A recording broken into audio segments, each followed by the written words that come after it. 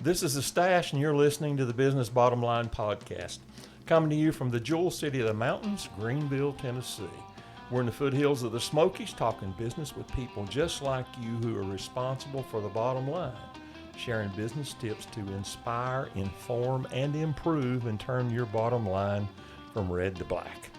And today we have a special guest joining us from the locale of Greeneville, Tennessee, Nathan Dickerson, and he's the general manager, CEO, and all the other titles we can put on him for Catalyst Coffee Company. Welcome, Nathan. Thank you, Bill. Very glad to be here. Well, I'm glad you're with us. I've been wanting to have you on for a while, and I know you've been so busy. We respected that, but we couldn't wait any longer. So tell me, I know the answer to this, but you got to tell me, are you an Android or an iPhone guy? Oh, you definitely know the answer to this. I am an iPhone guy, and I'm pretty sure we've had this conversation many times. But I will say it does kind of depend on what you want to do. That's true. That's true. But you could still do everything on an iPhone you would do on your Android. That is true as well. Better. That's true. Well, we don't have to argue about that. I knew you were going to say that. Well, just because of our conversations, actually, Bill, Yeah, I did once Google a whole article on pros and cons to both. Yeah. Oh, well. Let's not go any deeper into that subject, okay? All right. I'm going to ask you to tell me a little bit about your family, and as you do that, just give me a little bit of history. Not so much current family, but a little bit of history. Because we've known each other for a while now. Yes. Well, it depends on what kind of history you want. Because when you ask, what comes to mind is actually a recent conversation with my grandfather on my mom's side, where I finally said, you know what? I've been wanting to know what our history is. Turns out, I am English royalty. All right. Not like kingship, but our family's name apparently is in the Book of Kings because we were managers for royalty. So we were, I don't know how to explain it exactly, but I don't know if you want me to go that far Well, back. that's a cool connection, I have to say. I haven't had anybody on that's been connected to royalty before. We had a castle. Okay. It doesn't exist anymore. We have a crest. Okay. But then also Cherokee Indian. So native to this particular land in general as well. So, well, that is very cool, connected to both places deeply. Mm-hmm. Which is why I am pale and have red hairs. But I wish I had gotten more of the pigmentation from my other side. Because I burn. I burn pretty easy. Oh. So. Well, I do today. I haven't always, but I have that. I think I have what history I know is probably Welsh, is where my distant relatives are from. So fair skinned too. Yeah. But hopefully that answered your question. I did, and of course it all depends on how long you stay in the sun. If you stay out there long enough, it's going to change. Because when I was dating my wife, her aunt thought I was Mexican.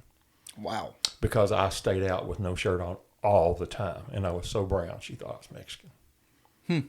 So anyway, Interesting. Yeah, it is interesting. Yeah, I peel pretty. Yeah. Yeah, but today I can't do that because I would probably be in the doctor's office. But anyway, For sure. Tell me if you've read a good book lately, or what your favorite book is. I know you read a lot. Well, I read a lot of one thing. Okay. And I pretty much don't like reading apart from that one thing. I've been told that learners are readers. And I guess that means I'm not a learner. Because I do not like reading. I am very much media, digital photography, videography. I love movies. I love shows. I love watching it. And then when it comes to learning, I love talking about it. I'd rather sit down with the person who wrote the book and just talk about it. But I do, in fact, recently come to have loved reading my Bible. So I do a lot of that. And then found myself reading more than just the Bible because it's very complex and I needed wiser sources.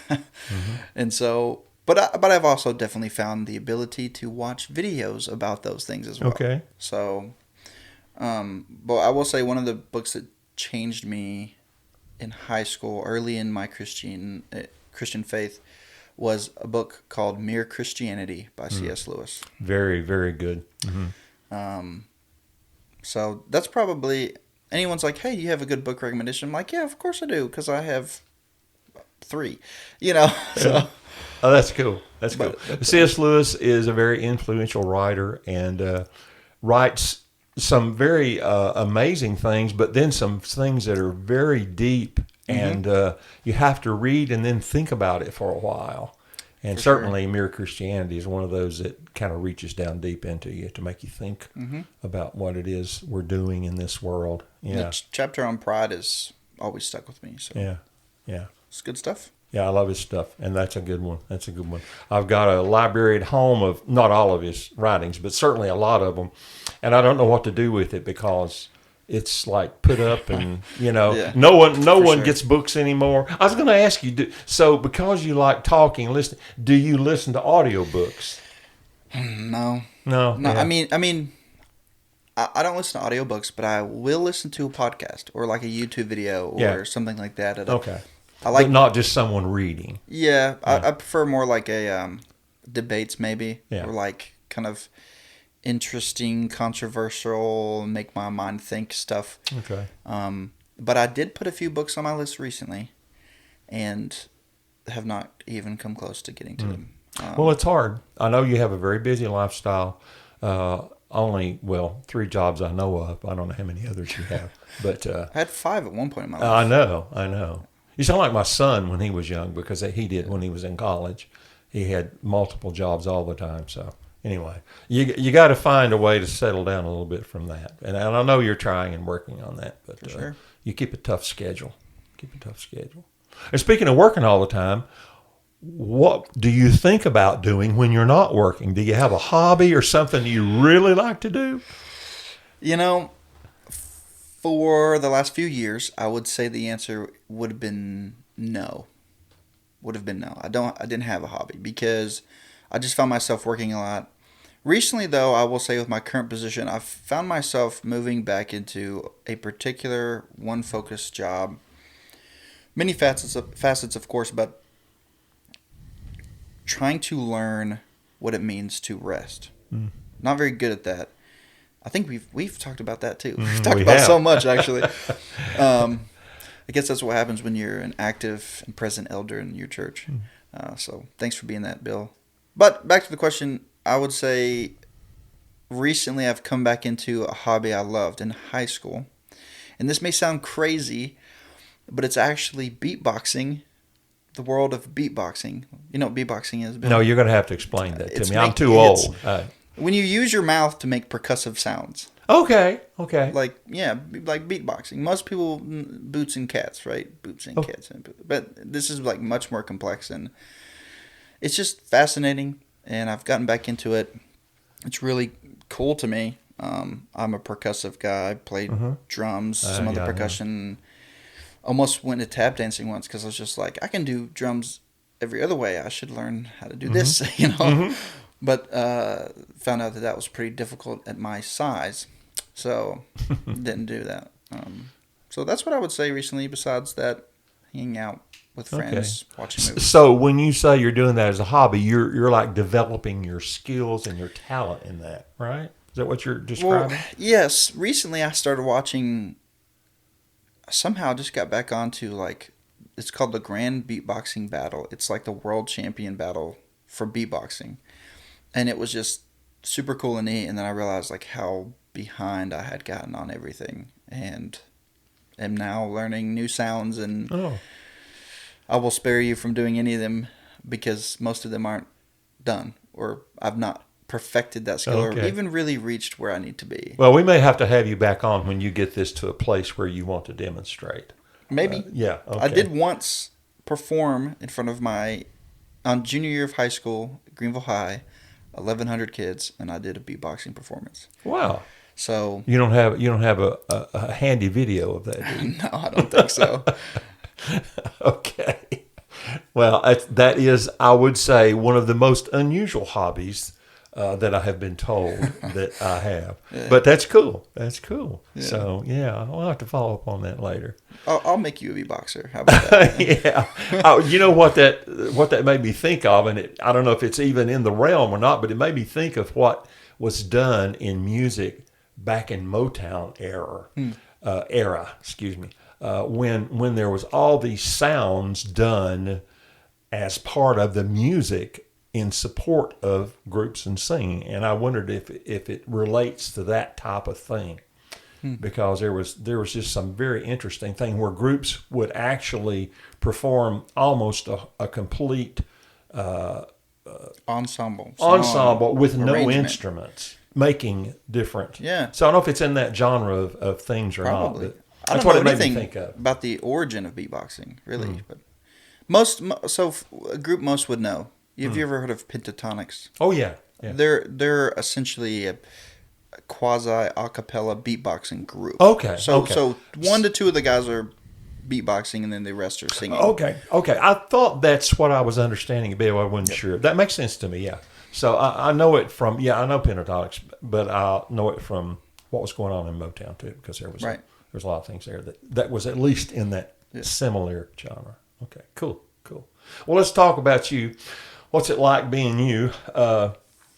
And so start with, since we're going to talk about the business part of it, talk about kind of how you got where you are. Mm-hmm.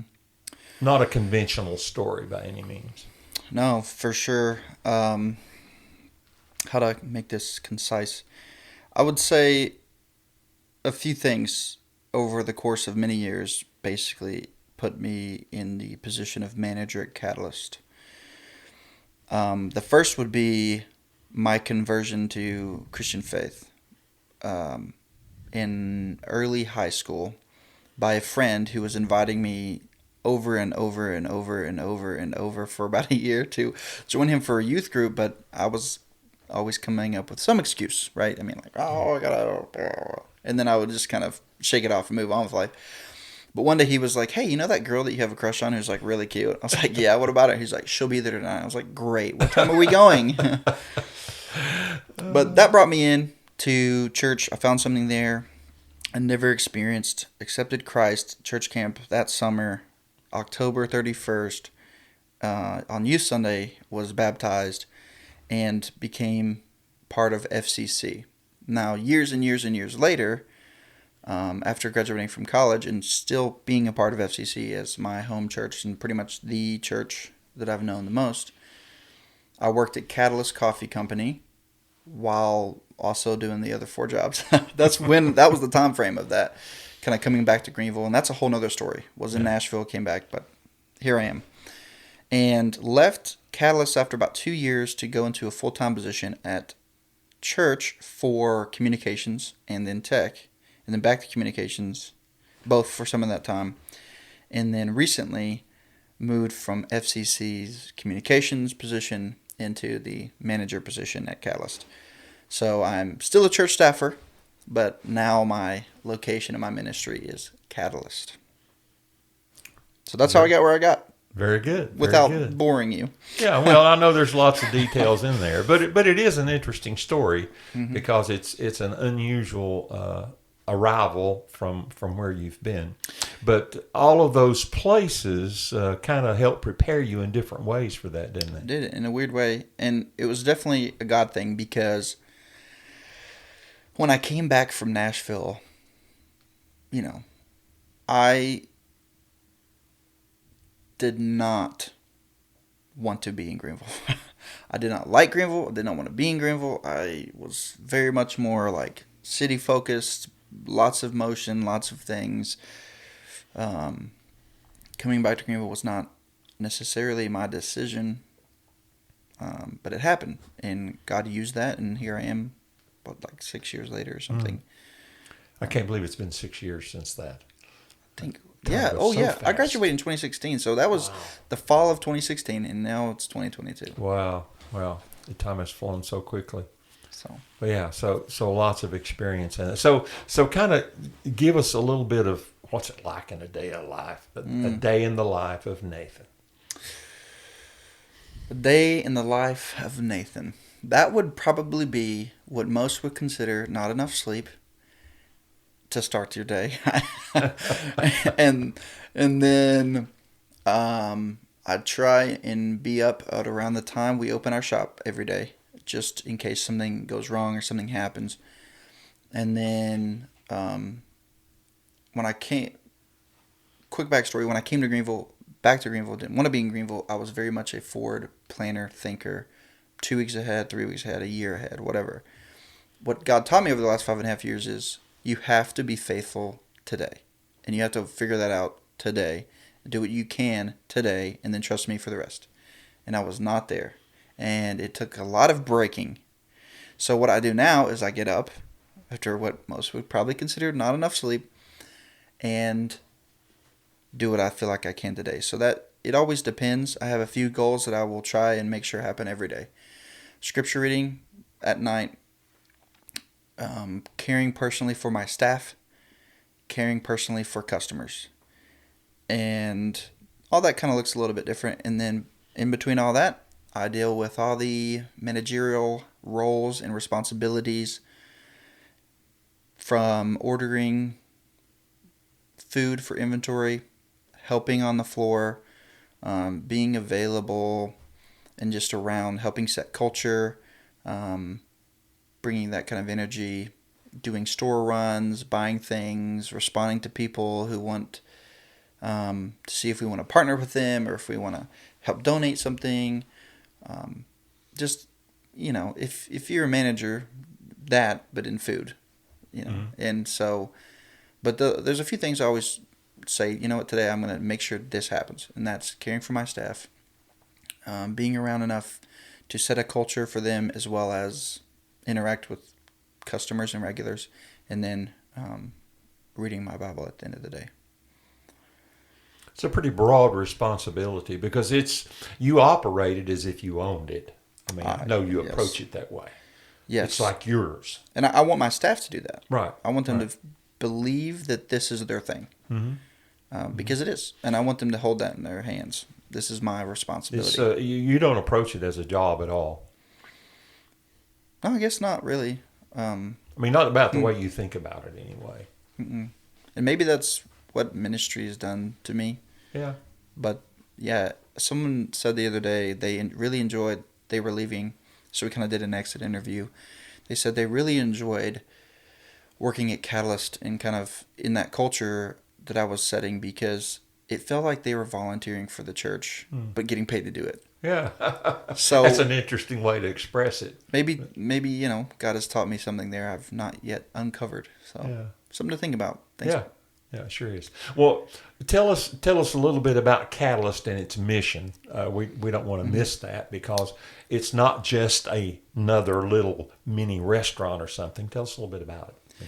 Absolutely. Yes, Catalyst is not just a coffee shop.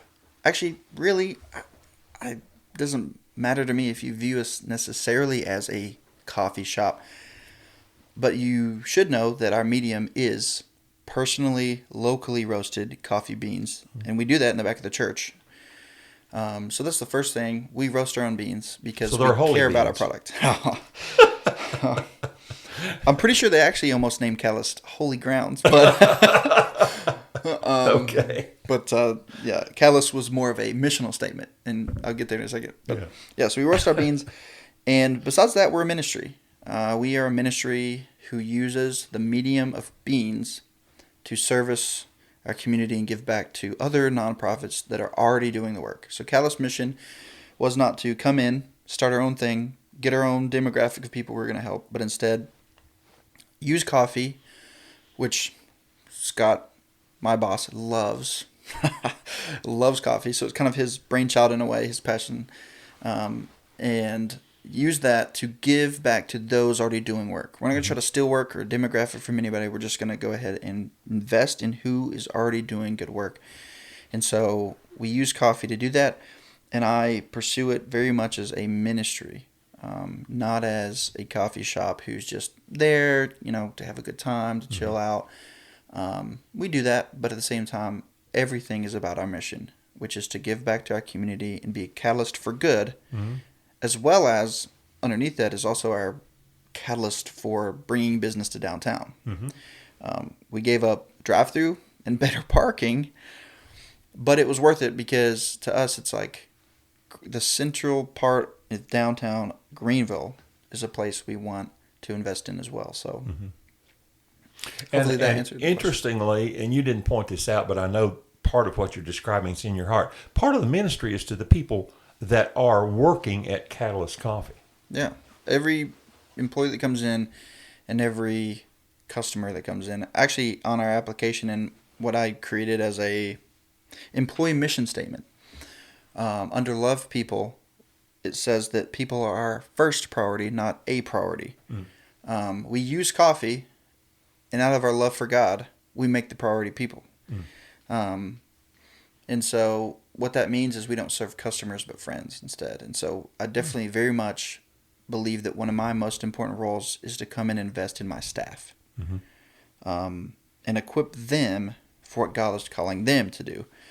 And I think that's very different than most businesses. I don't think most businesses think that way. But I definitely don't ever want an employee to feel like they're a cog in our machine. I want them to feel like they're running our machine. Right. Which literally could be literal. They're roasting our beans. You know? They're the engine, so to speak. Right. Yeah. So I'm working on getting them up to speed on roasting because I really do want them to feel like it's their thing. I help lead them to lead their thing so that we can lead other people. And that's a good approach no matter what kind of business you're in. Absolutely. If you want to be successful, that's a great approach. If you want buy-in. Yes. If you don't want buy-in, then just yell at people from your office. Yeah. If they don't match, you can fire them. Right. But well, what given all that description of what's going on, what's your biggest challenge in your work? Is it people, technology, competition? What is your challenge? Because it is a business after all. Absolutely. I would say I'll answer in a business term and then I'll answer in a personal term. Okay. So from a business standpoint, as most people are experiencing, inventory is really difficult. Supply chain is not running at its capacity. It's 2019 capacity. I'll say it that way. Yeah. So that's very difficult. And we also live, I feel like, kind of in a new climate of when you're sick. I feel like that comes with a lot more worry than it used to. Yes. But we also live in a town full of allergy seasons. Yes. So it's also Tennessee. like, so very much having to learn how to deal with that. You know, do you have a fever? Have you felt like puking? Are you, you know what I mean? Like, so those are a few difficulties that just happen, as well as kind of on my part, probably time management, just learning that I've never run a business before. So for me, it's with my priority being my employees and the customers, I also have to be able to say, but I need to get these tasks done. On a personal level, it also comes down to me being what some would probably say is a workaholic, as well as a visionary who struggles to slow into the daily. So what I mean by that is I have a lot of vision. I don't like vision. I'm out there. I'm ready. I walked into Catalyst with a 5-year plan already. But if I'm stuck on stage 2, phase 2 as I'm calling it, but we've not even done phase 1, we might not ever get to phase 2. So Scott's really helped me. Nathan, that's great. Pull it back. You need to order shirts. You know, it's like, you know, which just for anyone listening who's like, seriously, when are you guys going to get shirts? I'm working on it. So it's not as easy as it sounds either, is it? No, because I just put in an order for cups when they don't even have them because I just got, you know, it's tired of saying, well, we're still out. It'll be 2 more months till we have them. I'm like, get me on the list. Just put me on the list. Yeah, I know. And the second is sometimes I drain myself entirely. Because the balance between tasks and people often isn't well managed in a way that means one. Like, I can either get to one and not get to the other, but my personality is more like, I might talk to people all day, but that means now I'm going to go home and work for 8 hours. And I'm going to sacrifice some sleep. I'm going to sacrifice some personal time. I'm going to sacrifice hobbies. I'm going to just get it done. Mm-hmm. And so the balance kind of goes both ways. Sometimes, like, I've probably been faithful to what God has wanted me to do, and I'm just like, I'm not done enough. I cannot rest right now because I still need to fill in the blank.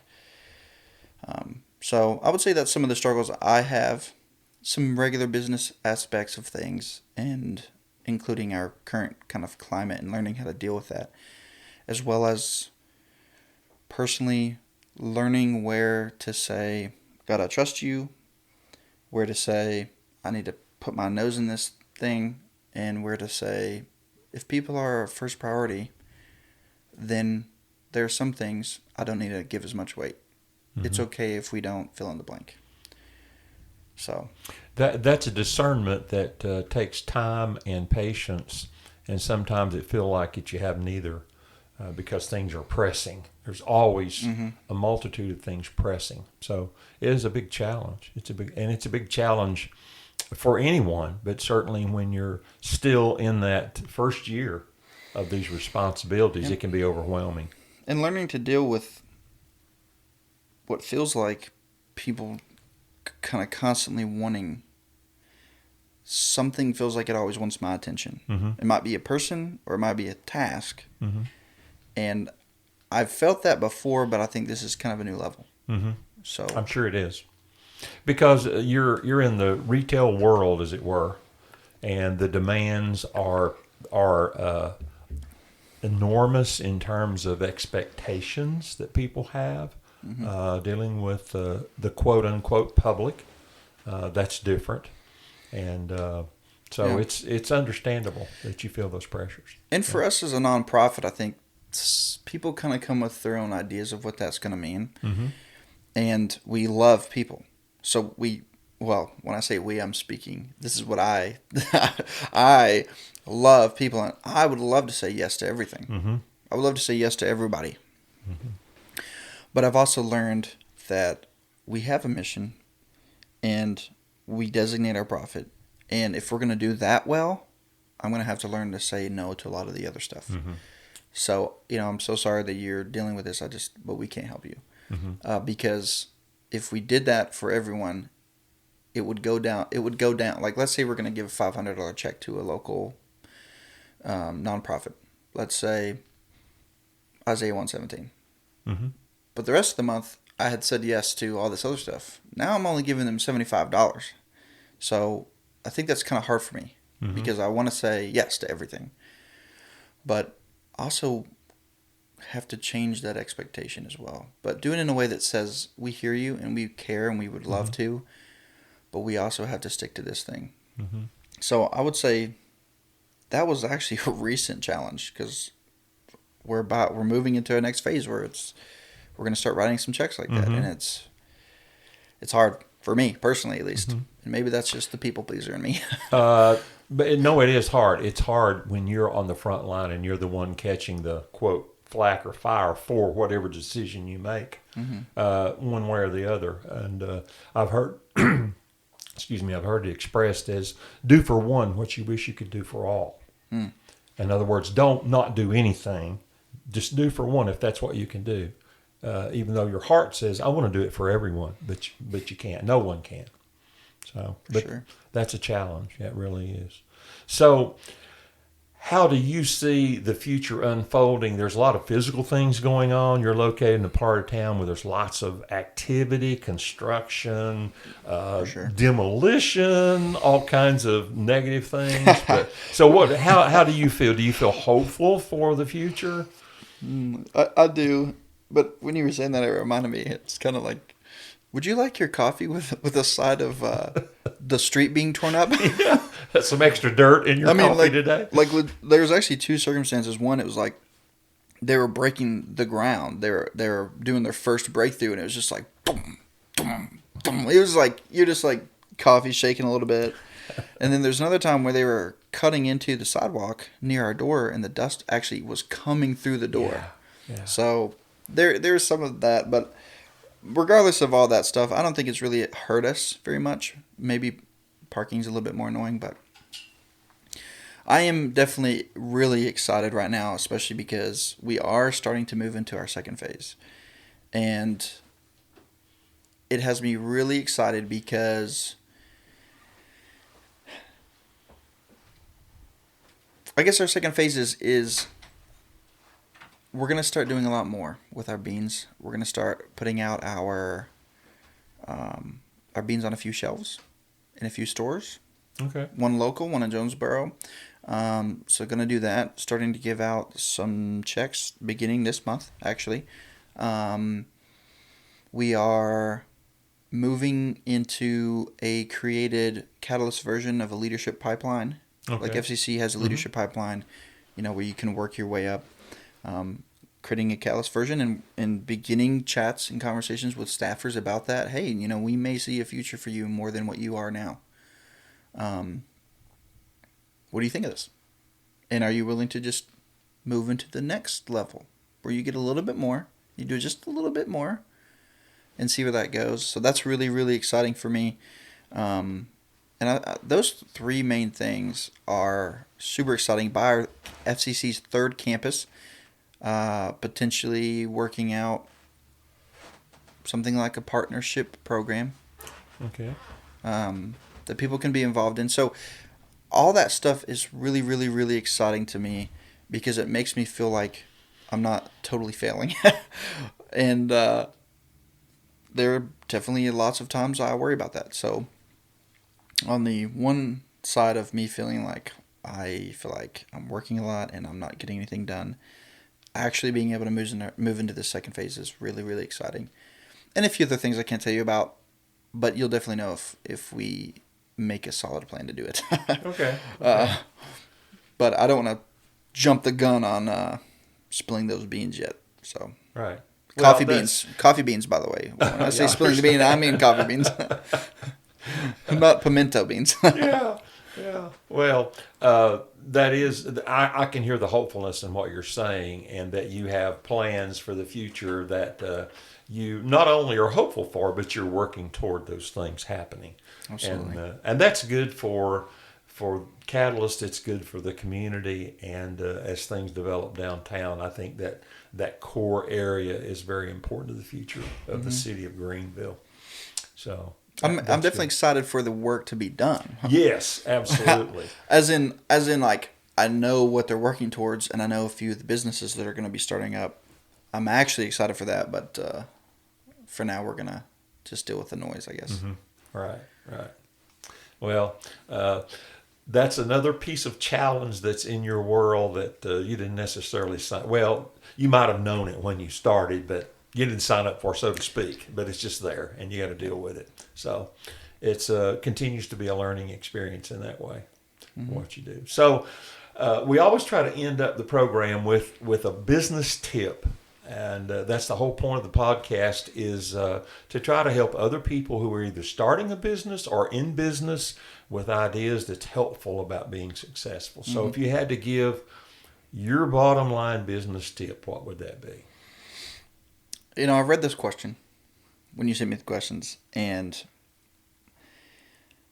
I'm no fancy, really high up, smart, exceptionally well done leader per se in my area, but there's one thing that came to mind for me that I thought, you know what, this is what I feel like I can say. And to me, my advice is three things, I guess. And it's all about mission. Know your mission. And by know it, I mean believe in your mission, define your mission, and then the second thing is to stick to that mission. Because I feel like when you begin to allow other things to influence what your mission is, or you begin to kind of divulge from that mission, you're risking a lot. You're risking the failure of what you set out to do, which might impact the ability to do anything. At least that's how I feel and how I see it. So if you believe in your mission and you set a clear mission, and that mission is what you focus on, and you, at least at first, you say, "This, I'm not going to do anything else. Like this is our mission. I believe in this. That's why I'm doing this thing." And you stick to that, I believe that you'll find success. But I feel like if I did not believe in our mission, or if I didn't believe that I myself could lead us to stick to that thing. What is that thing that we do? What are we about? Then Catalyst would fail. And so for me, know your mission, believe your mission, stick to the mission, and follow that out. And when you reach that mission, and I'm not saying it has to be like a 5-year goal. I mean, that's kind of what I came in with. I'm like, here's my 5-year goal, and I'm going to stick to this, and here's what I want. Of course, getting the elder approval, where FCC's like, yeah, we're okay with that. And not like, you're a heretic. I think that believing that, sticking that, working towards that thing is how we're going to be successful, because otherwise we're just going to be tossed to and fro by whatever other mission or other vision comes our way. And even for me, my meetings with Scott are important because they started Catalyst and have a mission and a vision for Catalyst. And so keeping me on track with that as well, which is pretty easy because I believe in it already, I think is how we'll succeed. And I think that that's how a business succeeds. And maybe when you reach your goal, you can kind of go, I wonder if there's other parts of this that we can add. I wonder if there are some side branches and some other missional things that we missed along the way. But I think if you know your mission, you believe in your mission, and you follow that specific thing, knowing where to place your hard walls, which again, I'm not wonderful at, but learning where you say, no, I'm sorry.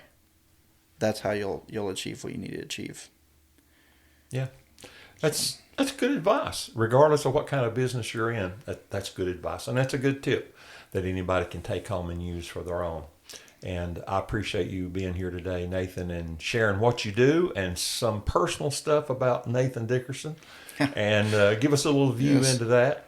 And thanks. And one of these days we may have you back for some more explanation of your hobby. Right, okay? right. Well, if I'm good, and you'll at least try with me, maybe. Yeah, we might do that. We might. Well, no promises, but we might. Well, that's a wrap for today's Business Bottom Line podcast. Take that tip and make your bottom line turn from red to black. Next week, we'll talk with another special guest, and we'll see you right here next time in the Jewel City of the Mountains, Greeneville, Tennessee. This is the Stash saying we're here to inspire, inform, and improve your bottom line so you can grow, grow, grow.